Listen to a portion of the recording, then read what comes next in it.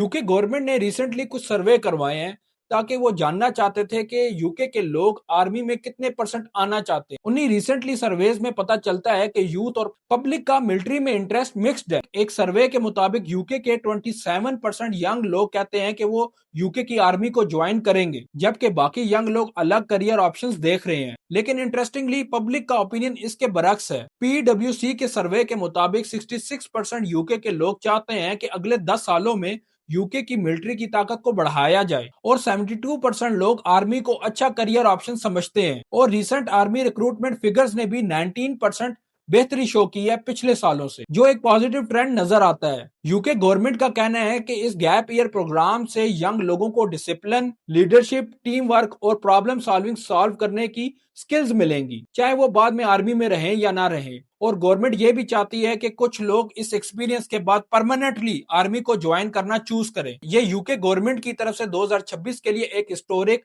Military initiative है। तो सवाल अब ये है, क्या आप आर्मी को ज्वाइन करेंगे या नहीं? आपका इस बारे में क्या ख्याल है? कमेंट सेक्शन में लाजमी बताइएगा। अगर आपको ये वीडियो पसंद आई हो तो लाइक और शेयर करें, और यूके से रिलेटेड ऑथेंटिक न्यूज सुनने के लिए हमारे चैनल एन डिजिटल को फॉलो कर लें। शुक्रिया।